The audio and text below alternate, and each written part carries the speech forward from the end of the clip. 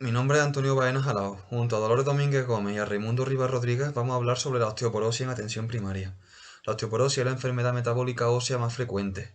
Se supone tanto una alteración cuantitativa como una alteración cualitativa. Así, tradicionalmente, la Organización Mundial de la Salud ha determinado la osteoporosis mediante una densitometría con un T-score por debajo de -2,5 desviaciones estándar. También se considera osteoporosis la presencia de fractura femoral por fragilidad en mujeres posmenopáusicas y en varones mayores de 50 años, o la fractura de bajo impacto vertebral, de húmero proximal o de pelvis si hay un T-score por debajo de -1 desviación estándar. Así, la osteoporosis, como ya hemos dicho, es una alteración cuantitativa o cualitativa del hueso que se correlaciona con la presencia de fracturas por fragilidad. La fractura por fragilidad es lo que realmente le supone un elevado coste al sistema sanitario, tanto económico, ya que supone en nuestro sistema sanitario un 2,8% de nuestro gasto, como a nivel de calidad en la vida del paciente.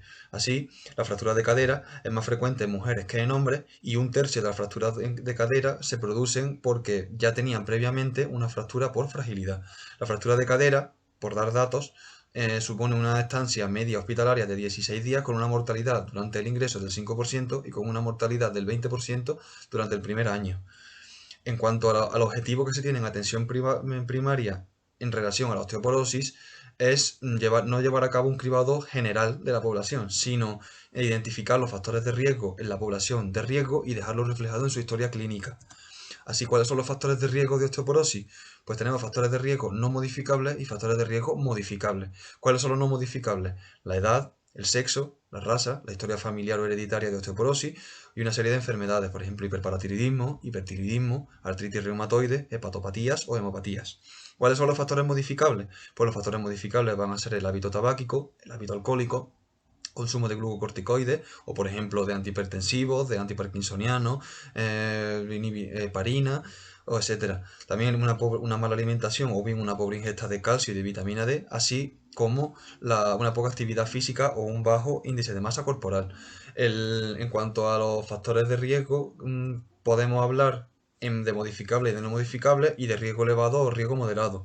Nosotros vamos a resaltar los de riesgo elevado, que son una edad mayor de 65 años, un índice de masa corporal por debajo de 20, un antecedente personal de fractura por fragilidad, antecedentes maternos de fractura de fémur, glucocorticoides mayor de 5 miligramos al día, es decir, la dosis mayor de 5 miligramos al día de prednisona o un equivalente durante más de 3 meses y más de 2 caídas durante el último año.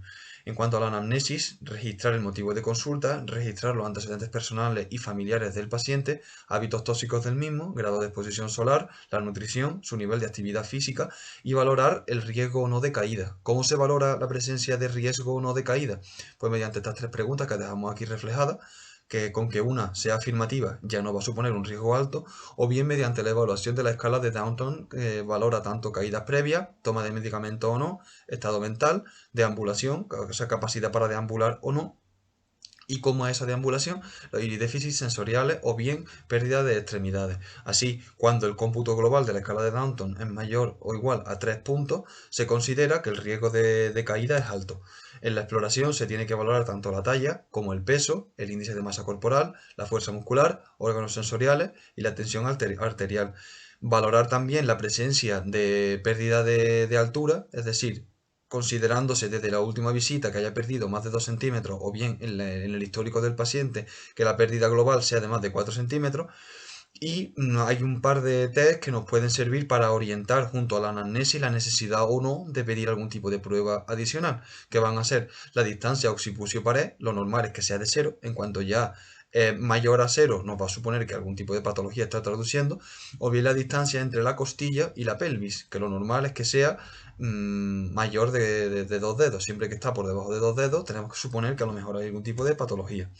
¿Qué se pide? Pues como pruebas complementarias se va a pedir una analítica en la que tendremos un hemograma con su velocidad, con sus distintos perfiles, tanto a nivel de función renal, proteinograma, perfil tiroideo, perfil hepático, presencia de vitamina D, bueno, presencia no, cuantía de vitamina D y calcio en orina. Pretendemos de esta manera establecer alguna posible causa primaria a una osteoporosis que en este caso sería secundaria, ¿vale? En cuanto a la prueba de imagen que vamos a pedir, siempre se pide radiografía lateral, que suele ser de columna dorsal o de columna lumbar, teniendo el foco en la columna dorsal a nivel de D8 y en la columna lumbar a nivel de L2. Aquí, por ejemplo, vamos a tener la gradación que se establece mediante la clasificación de Gennard y Wu, en la que se habla de fractura en cuña cuando es a nivel anterior, fractura bicóncava cuando el aplastamiento es a nivel medio, o bien fractura por aplastamiento cuando la disminución de la altura de la vértebra es a nivel posterior, con un grado de mayor o menor. En cuanto a estas son un par de imágenes que hemos querido reflejar, aquí voy a mover el puntero. Aquí estaría una fractura por aplastamiento, en este caso sería bicóncava, aquí podría verse un pequeño aplanamiento anterior, si bien sería un acuñamiento no demasiado significativo. Y aquí en esta espalda lo que podemos valorar es la presencia de acuñamiento a nivel anterior, porque a nivel posterior se encuentra conservada la altura. ¿Qué no debemos confundir con fractura? Pues la presencia de un ligamento anterior calcificado, por ejemplo en la espondilitis anquilosante, la presencia de osteofitos o de nódulos de Scheuermann en la espondilodiscartrosis, en la que se produce la salida del disco y posibles calcificaciones, o bien la presencia de, por ejemplo, discrasia sanguínea o de neoplasias malignas que estén alterando la arquitectura normal del hueso. En cuanto a la valoración del riesgo de fractura, en nuestro medio se utiliza el FRAX, si bien también hay otras herramientas, como por ejemplo el Q-Fracture, que se utiliza en Reino Unido. En cuanto al FRAX, lo que nos sirve es para valorar el riesgo de fractura a 10 años. Se puede calcular con densitometría ósea o sin densitometría ósea, si bien cuando se calcula con densitometría ósea nos da una mayor fiabilidad. Y en el cuestionario se evalúan 12 ítems que se puede leer aquí a la derecha. Voy a volver a sacar el puntero. Aquí estaría todos estos ítems, con el riesgo de que alguno de estos ítems no encuadra, por ejemplo, una fractura previa por fragilidad que ya tenga el paciente, o bien la microarquitectura a nivel de la columna lumbar. Por eso se ha modificado el FRAX y se le ha añadido la posibilidad de calcularlo añadiendo el TBS, que es un parámetro que se determina mediante la densitometría ósea y que se determina que significa Trabecular Bone Score, en el que se estudia la microarquitectura de la columna lumbar, de tal manera que cuando se incluye nos da un valor más fidedigno.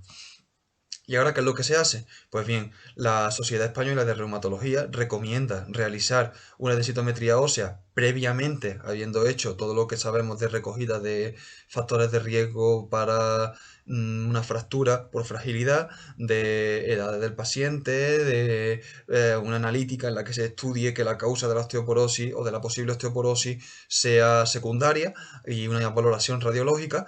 Pues la Sociedad Española de Reumatología dice que se pide una densitometría ósea si hay una fractura por fragilidad, si hay la presencia de dos o más factores de riesgo elevado para fractura, si el FRAX para fractura principal es mayor del 5%, si hay tratamiento con glucocorticoides, con inhibidores de la aromatasa o bien con antiandrógenos, o bien si hay alguna enfermedad asociada que pueda relacionarse con una osteoporosis secundaria, por ejemplo, una discrasia sanguínea, como un mieloma múltiple, como una hepatopatía o la presencia de algún tipo de neoplasia.